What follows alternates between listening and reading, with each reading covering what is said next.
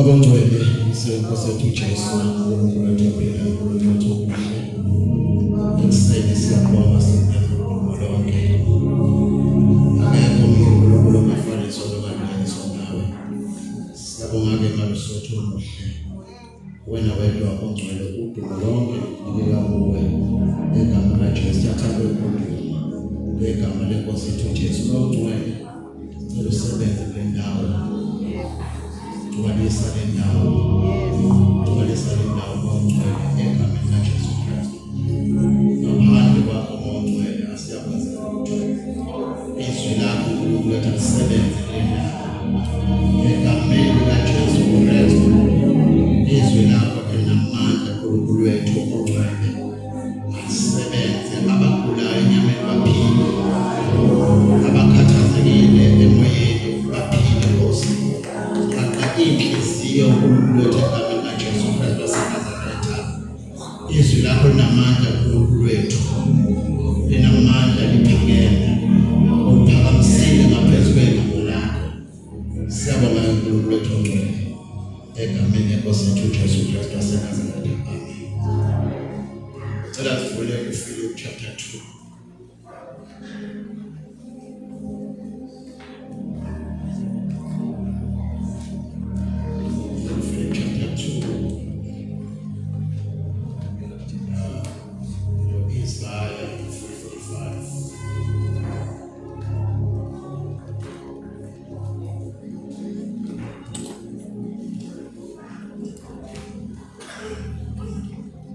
Ngithatha leli thuba ngibingelele egameni laJesu Kristu. Umama umfundisi uMalunga ngiyabingelela kakhulu. Ubaba bese ngibonile ngabingelela. Ngiyabonga kakhulu ithuba elinikezele lokuthi namhlanje ngizela ekhaya enkulu. Amen. Ngicela ukubingelela abafundisi bonke, abavangeli, amadikoni bonke. Ngibingelela umama, obaba, ogogo, omkhulu, intombi, insizwa, Sunday school, ama-teenagers, ama-ushers, i-worship team ahlalelayo egameni leNkosi yethu Jesu. Amen. Igama lami-ke umvangelo umede. Ngiyakholwa ngisindisiwe egameni leNkosi yethu Jesu. uJesu wayenzela umusa impilo yami. Amen. Ngicela sifunde izwi leNkosi abaseFilipi chapter 2 verse 9 ufunda kanje. Ngalokho-ke uNkulunkulu wamphakamisa kakhulu, wamnika igama eliphezulu kwamagama onke, ukuze kuthi ngegama likaJesu amadolo onke aguqe, awabasezulwini nawabasemhlabeni nawabangaphansi komhlaba, nezilimi zonke zivume ngokuthi uJesu Kristu uyinkosi.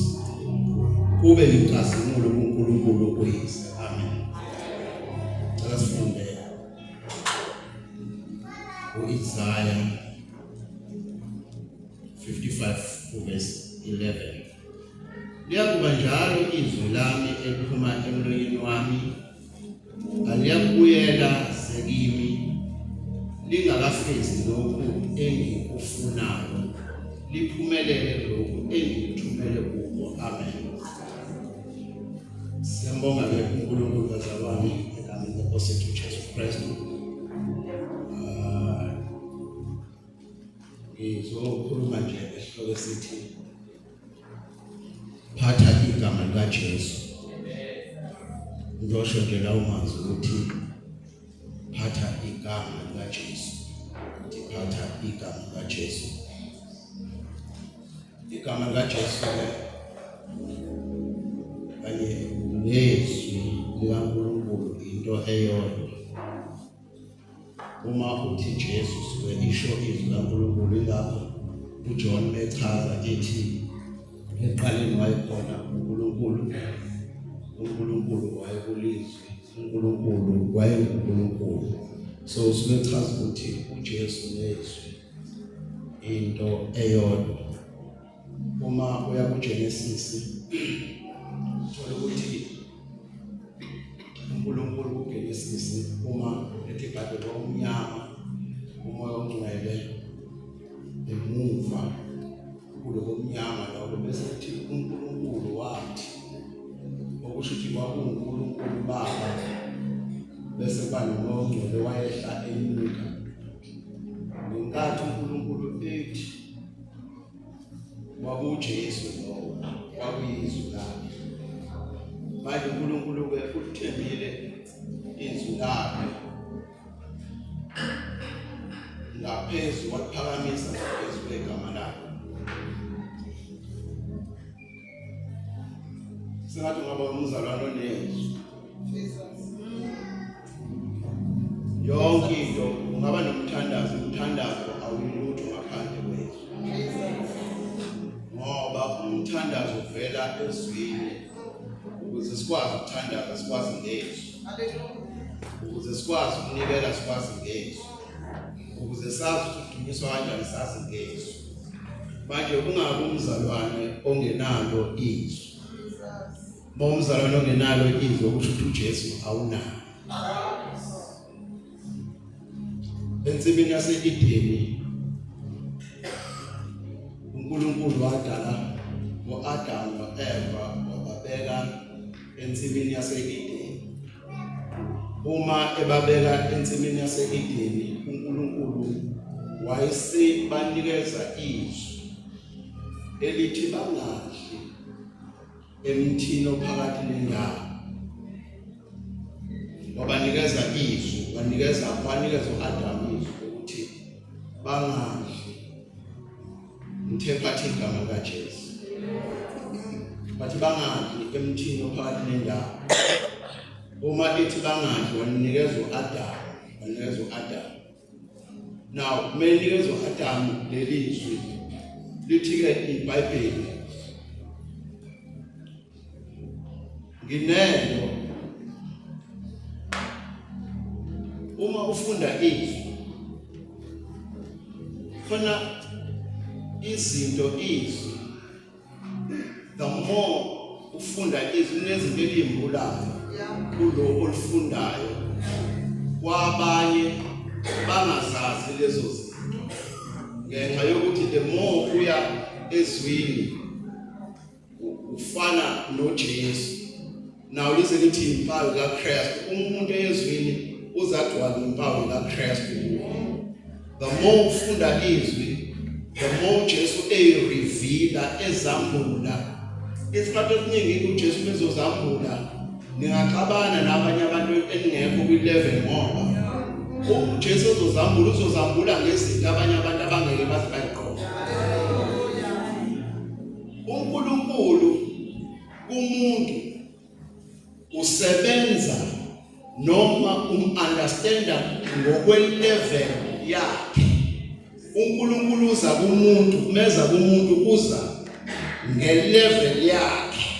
Okusho ukuthi kuyenzeka uNkulunkulu njengoba sigcwele la uthola ukuthi meza komunye khona indlela amazi ngayo uNkulunkulu isambulo asenaso angakafiki kwesinye isambulo. Engingathi uma mina meza kimi aze ngesinye isambulo engathi mangixoxa into abanye bengayi-understand ngenxa ukuthi abekho kuleso sambulo ngoba uNkulunkulu ezoyivula ngokuthi wena umazi kangakanani. Now lithi iBhayibheli uNkulunkulu wabeka ensimini yase-Edeni wabeka u-Adamu no-Eva. Then I was reading the Bible and uMngcwele uthi kimi ensimini yase-Edeni uma usensimini yase-Edeni uthi kwakuyinsimbi kodwa u-Adamu no-Eva babe ne-location yabo, babe nomuzi wabo. Lena-ke ngeke uyi-understand ngoba uzoyifuna eBhayibhelini uzoncama ukuthi ngiyithathaphi lento, ngiyithatha kuJoshua chapter 5 verse 8 othi le ncwadi yomthetho mayingasuki emlonyeni wakho uthi kodwa ubozindla ngayo imini nobusuku. Once wazindla wathi uma uyifunda wasuzindla ngayo uNkulunkulu kwamvulela ezinye zezinto engekho la eBhayibhelini kodwa ayibona. Uthi uJesu uMngcwele esefike uthi uJesu yathi ngiyathanda ukuthi ngimtshele izinto uthi kodwa ngeke nikwazi ukuyithwala. Uthi ke ngiyababa mangifika baba ngizofuna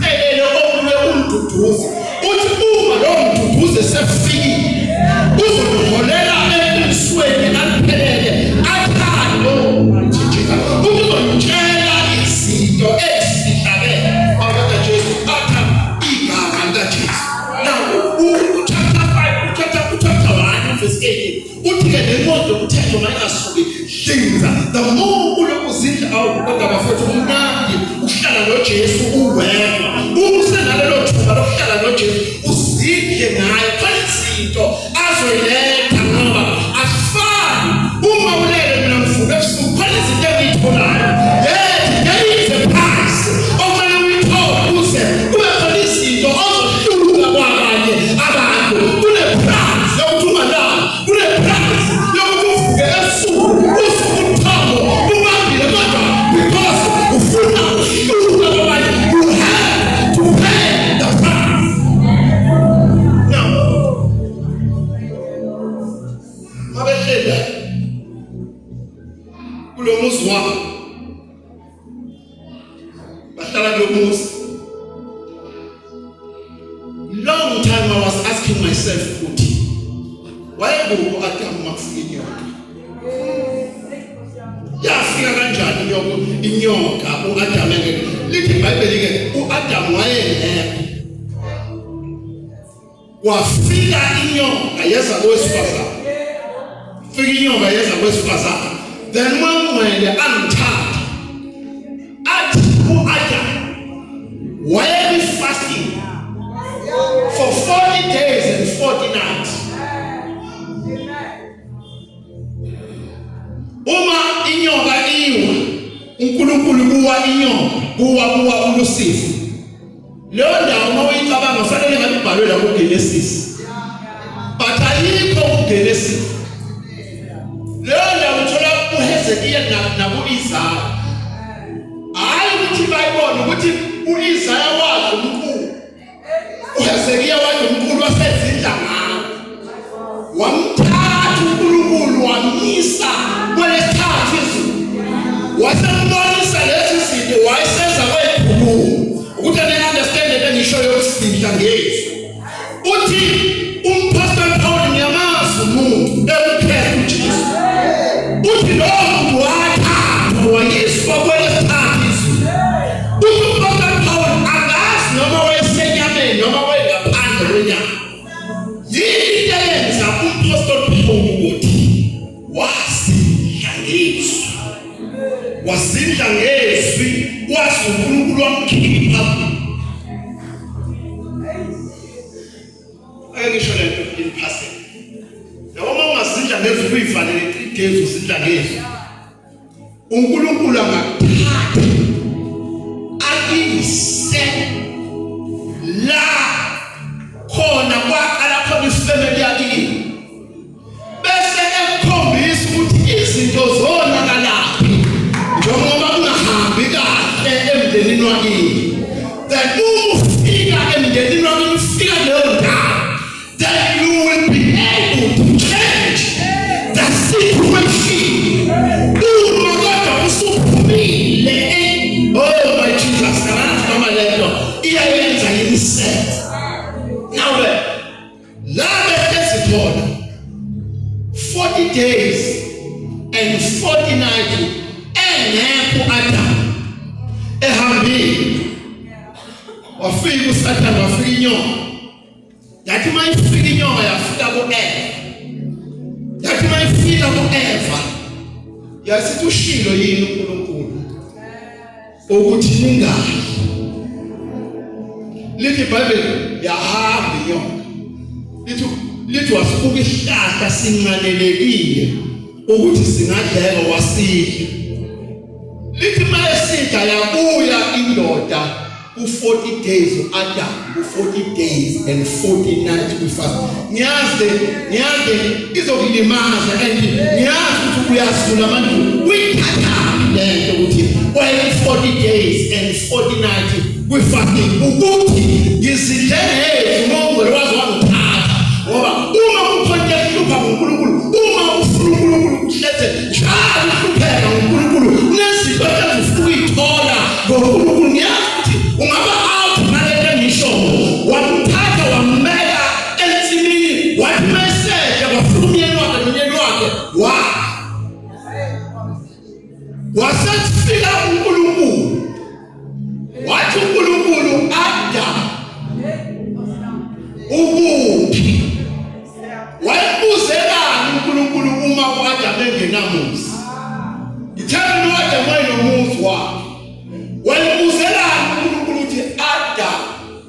ukuphi. uNkulunkulu wayefuna into eyodwa ku-Adamu ukuthi aphendule. And uNkulunkulu wayengezile ukuzobakalekisa. Wayengezile ukuzobakalekisa, kodwa into uNkulunkulu ayezenza wayezobuyisana no-Adamu no-Eva. Uthi-ke uNkulunkulu uma ekhuluma no-Adamu uthi, Adamu udlile yini? Usethi u-Adamu yilo wesifazane omnikeze yena, ngoba uSathane njalo mezongena ungena ngomuntu ongenazo.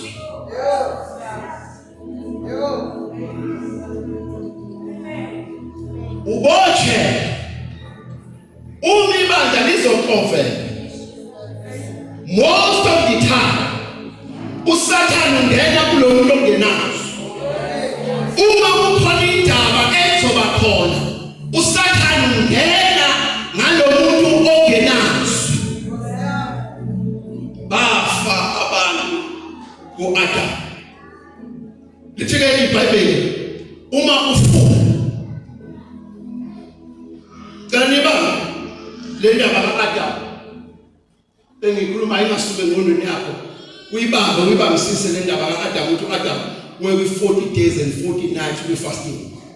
Bese lithi iBhayibheli uNkulunkulu uma baqalekisa akaqalekisi, uqalekisa inyoka bese kuthi wesifazane uzokhulelwa kabuhlungu.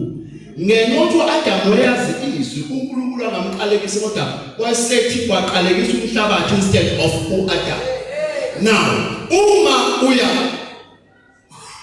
kuMatthew chapter 4 lithi iBhayibheli uJesu mhlawumbe sothi understand lithi uJesu waholelwa umoya ehlala ukuba ali. Lithi waholelwa umoya, lithi when fasting 40 days and 40 nights. Bese lithi iBhayibheli uAdamu oqala bayafa, uAdamu wesibili bayaphila. Okusho ngama yamazwi uJesu Adamu wesibili, okusho ukuthi uJesu waholelwa umoya ehlala, no-Adamu waholelwa umoya ehlala washunga. Why are we fasting for 40 days and 40 nights? Now sithola kuMatthew chapter 4 uthi uJesu Adamu wesibili waholelwa umoya ubafast for 40 days and 40 nights. Lithi-ke wathatha fasting 40 days and 40 nights. Leya nyoka leya eyafika ekithini yabuya noJesu na wayenekhaya ku-Adamu wesibili, wayenekhaya kodwa waholela ehlala. Uma ungelemthatha inyoka, uSathane akaqalanga waya kuJesu, akayanga kuJesu, waqala ekhaya kuJesu. Abantu mana understand that. Waqala ekhaya kuJesu. Wathi mayefika uJesu ekhaya, into yabheka wayehamba ngesipande yaka-Adamu oqala. Wafika unkosikazi engekho. Wathi ngoba ukube wamfika uAdamu engeke azakholiseke uAdamu. Wafika unkosikazi uthi wenziwa yini uJesu age of 33 angabi nayo unkosikazi, ukuthi ube wathatha unkosikazi wafemezela njengo-Adamu wasekuqaleni, ngoba yonke inzalo ka-Eva wangeke kushintshe lutho, ube wathatha wayothatha umuntu ongenazo. Wathi mefika wafika kuJesu, wafika lekhaya wafebeka unkosikazi akekho, kwamphoqa ukuthi ahambe aye kuJesu. Kama sesiyayizwa kancane, kwamphoqa ukuthi ahambe aye kuJesu. Wathi mayefika kuJesu, wafika nalento yasekuqaleni, wathi kuJesu, lithi iBhayibheli uJesu walamba, lithi walamba. lithwalanga bese lithi iBhayibheli wathi uma uyindodana kaNkulunkulu phendula lamatshe abezi uza ngale ntashaya ngayo Adamu oqala lokudla washo ukuthi uJesu uphethe yena uphethe izwi lakhe ngoba uphethe izwi lakhe izwi lakhe kwazi ukuphendulela izinto ukuthumela izwi lakhe wathi uJesu ulotshile ukusikwa sona umuntu angaphila ngaso kodwa ngamazwi onke aphuma emlonyeni kaBaba umuntu uyaphila umuntu ngamazwi wabona uSathane nale ndaba yayilimaza la yayilimaza lithi 40 days and 40 nights yayilimaza lithi iBhayibheli lithi wamthatha uJesu cabanga yathi eMathele wathatha uJesu enomlilo enjalo lithi wamisa esibongweni sethempeli ayabona ngitshela ukuthi noma ungaba sethempeli phakathi kodwa ungenalo izwi uzofika uSathane uzophazamisa uSathane lithi wamthatha manje ngiyanswa ile lokuthi wamthatha ngathi mangifundiswa ukuthi uMongcwele no ngenkathi uJesu ekhuluma ebheke nothi uthi kwafika kwasendoda isithize lithi iBhayibheli uSathane umoya kwakuyibheke eyenzeke emqondweni akufikanga muntu ayikho into yafika physical angibeke kanje uma fasting ufast expects ukuthi ngo-12 bese bakhona ibheke la kuwe athi ngo-12 idla ngoba uphethwe ikhaya lile nto eyenza uJesu wayebona imicabango yakhe ngoba uSathane ezodestroya ukushaya ngemicabango wathi wamthatha wambeka esongweni wesethi uma ziphose phambi ukuthi uzoyaleza ingelosi wathi uJesu ulotshile ungakwelingi inkosi uNkulunkulu wakho lithi iBhayibheli wamthatha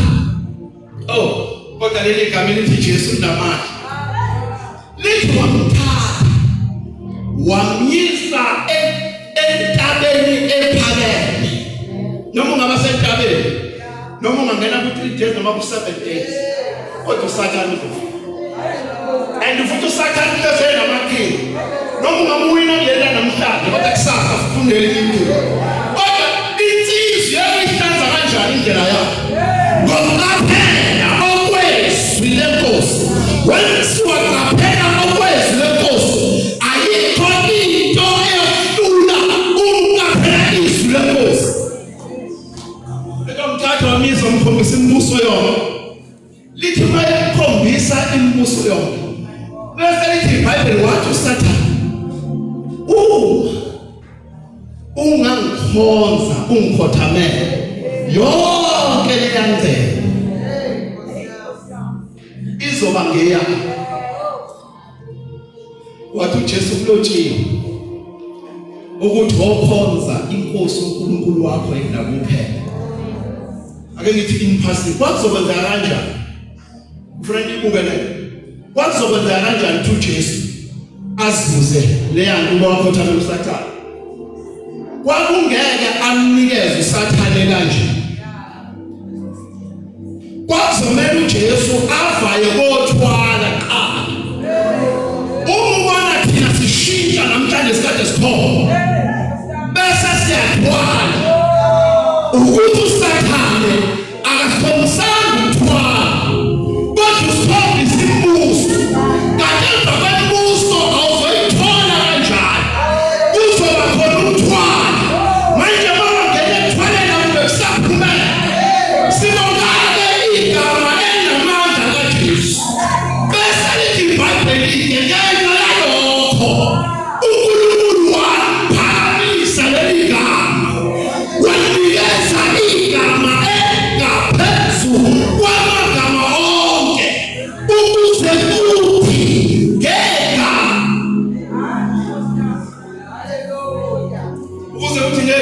manje wonke amadoda akhopha uNkulunkulu waphisa. Yabona uma uphethe igama likaJesu uphethe izwi.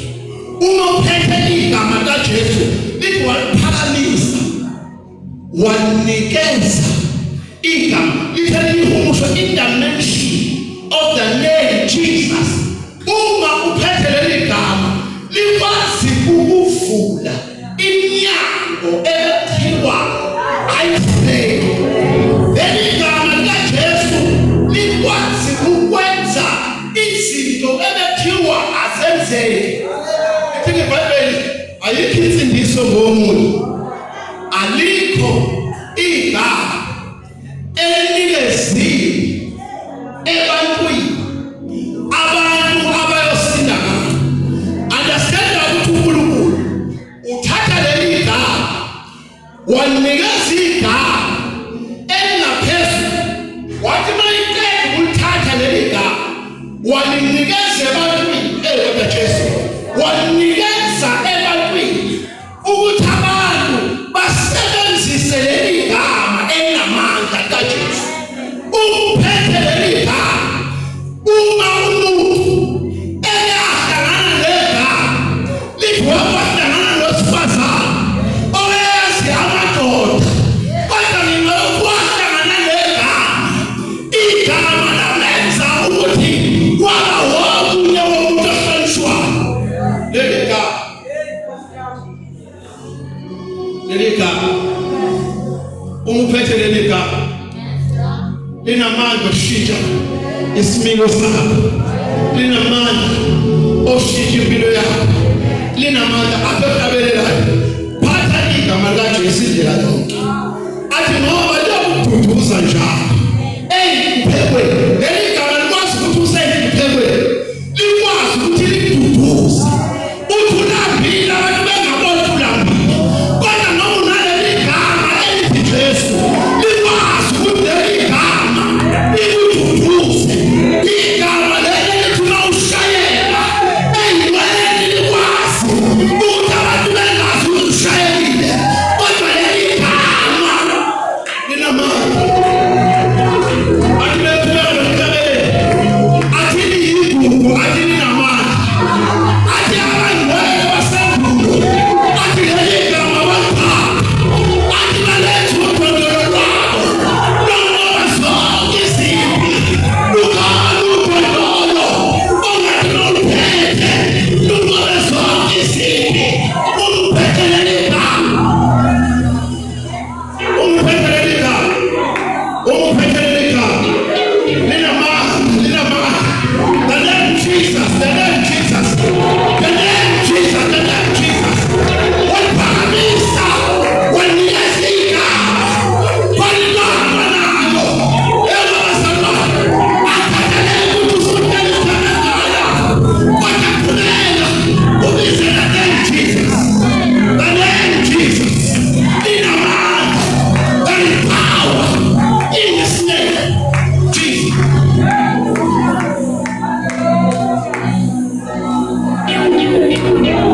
There is power in the name of Jesus. There is healing in the name of Jesus. There is salvation in the name of Jesus. I don't pass the phone. In Him I walk. In Him I walk. Get the ball. There is power. I'm better than the God. I can't show you my people. I can't Jesus tell us to just go. Simply come and down. No matter to the dance at the door. I use the God. In a man of sense. In a man of honesty. The name Jesus is the name above all the names. He come in a man. He come in a man.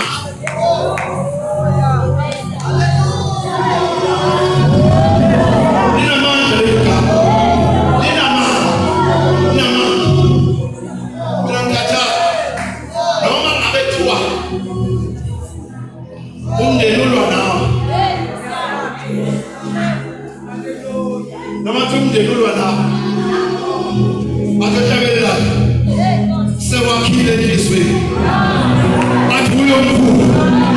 Estoke. Kalika ana nishona sekoje. Kama nani Yesu anataka kwenda. Wala jina maana. Estoke zako. Kama yata ana yua ni yaka alako. Wala nika. Epa. Uyana kule yote. Uyana kule yote.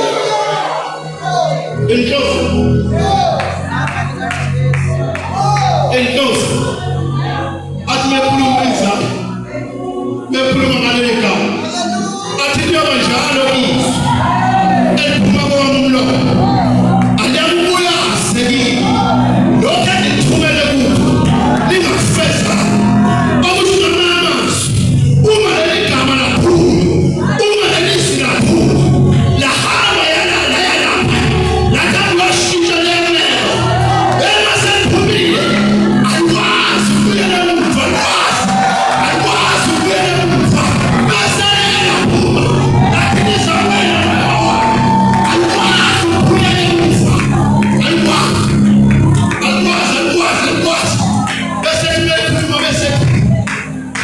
Jeremiah chapter 1 verse 12. If too many or too many, as you had need his love. We had need his love. We had to get there. Women are letting come. What is it of the shop? I never do a proof of our left and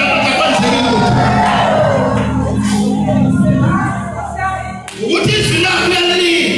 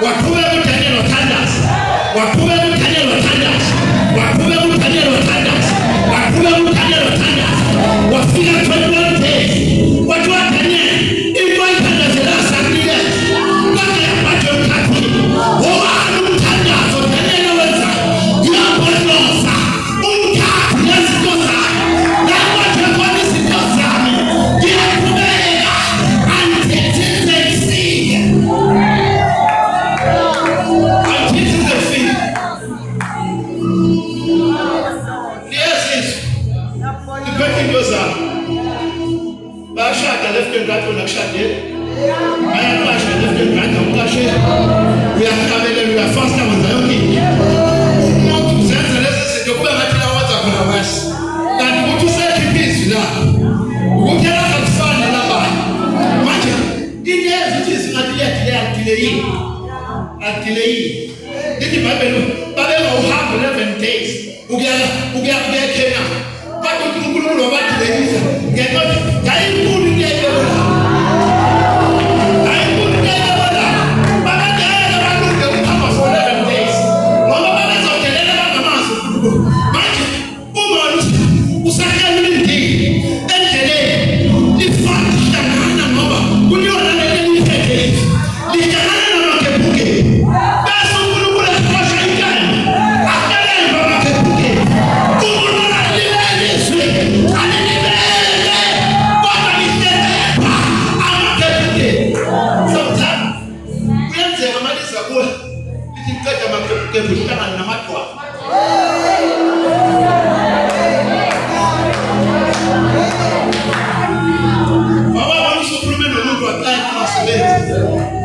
Athi lungisisivi yakho ukufaka. Mose uyakena vela kujikela kuba ngathi akakwazi. Uthi ukhona umsebenzi wakho kodwa. Ukuthi sisahlangane namadwa. Bese livele thatha lento yakho lilele ngemuva. Bese lidonsa isandla. Bese izwi lakhe lijele isandla phezu kwakho. Liyakheleza amadwa. Njengoba ngathi sakheleyini.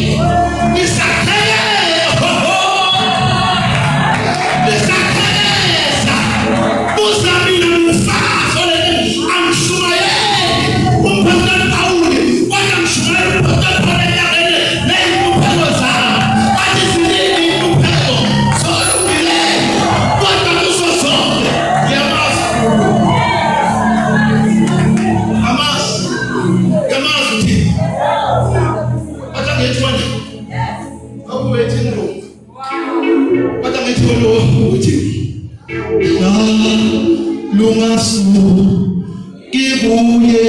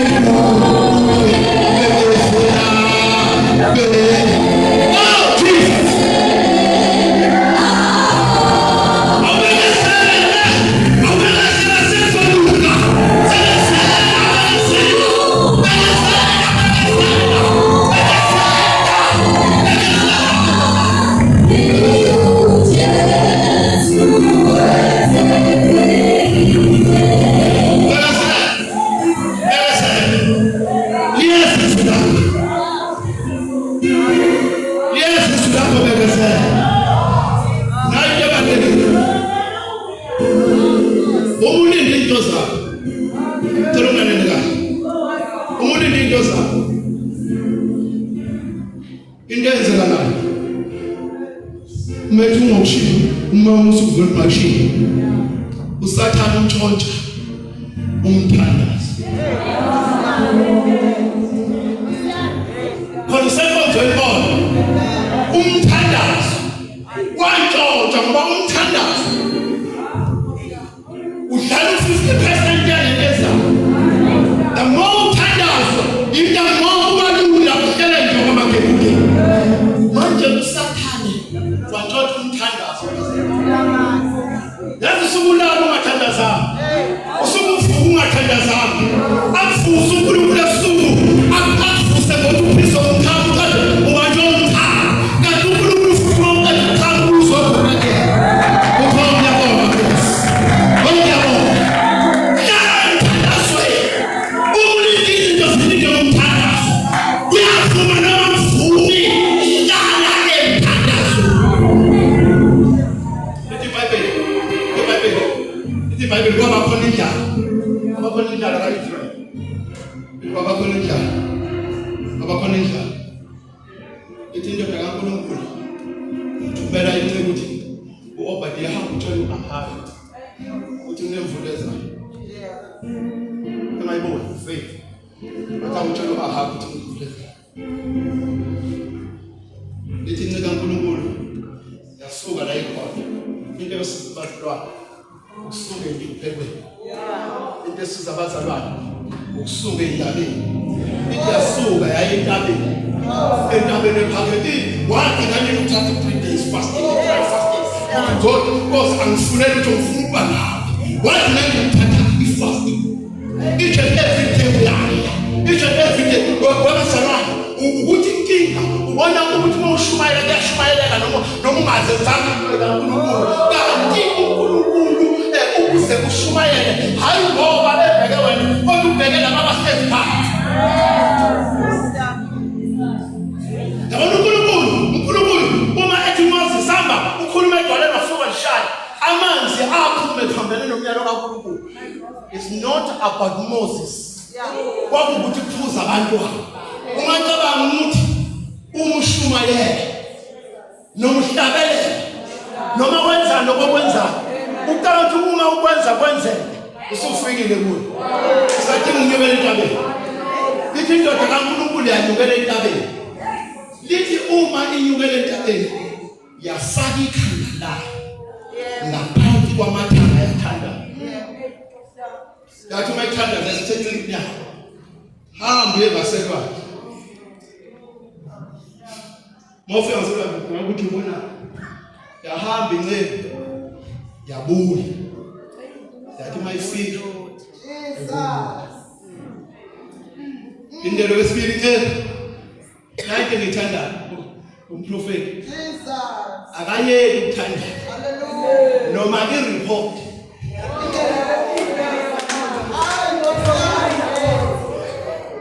nabantu esengayibona the more le beyithandazela ukuthi iphele the more ugcile emthandazweni ila ethi more indaba ithi more musukuyena ukuthi usathane uatheka ngokubona ukuthi konke oyenza ufuna ukuyibhekisa manje usathane bese kwenza ukuthi ungafasi ubone ngathi izinto zihamba kahle kanti ubeke lithi yayo kwesithathu yathi mayifika kwesithathu ayiboni lokhu yakuyihamba lithi yayo kwesi4 yathi mayikwesi4 yabuya futhi umprofeti usadole mekanje ikhala sema noma singafika ingane ayibhayile sibhayile kuma matoleni wefuthi ngiyalile wathi lezi abaprofeti lezi abavangeli nomshado wakho uyabona uyabhikira kodwa wena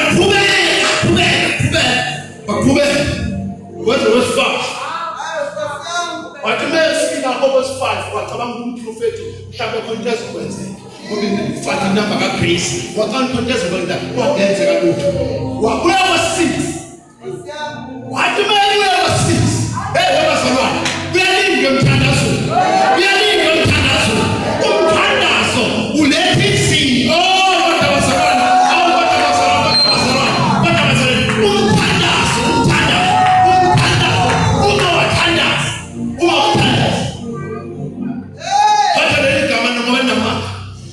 wathandaza abazalwane uPeter seje umthandazo wangaya Peter wayesu wesingelos yenza eje yakima ingeneje yashawuti bavuka Peter nanje mamaza lithi bathi sebeyophuma egethile insimbi ababangazofunda lithi la isivuleke waba wona ususihlahisha inyanga ufuna izinto abantu bazivalele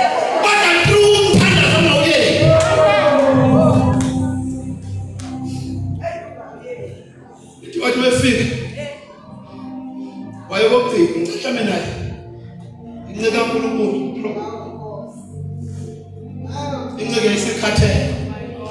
Isilahlele. Siyobheka kokucina.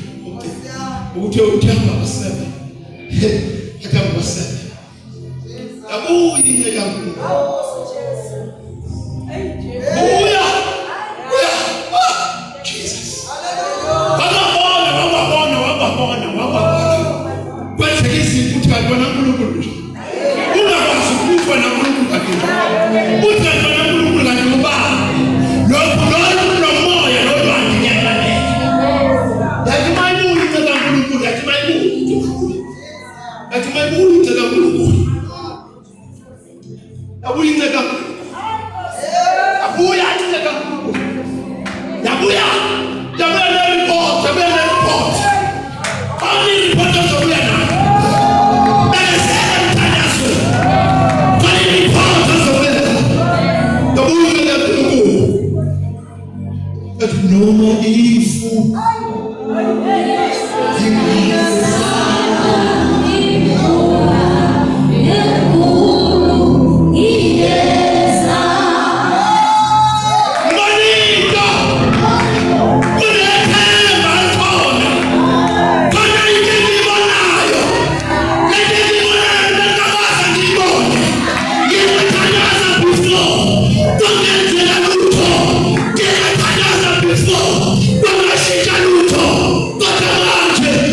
Oh,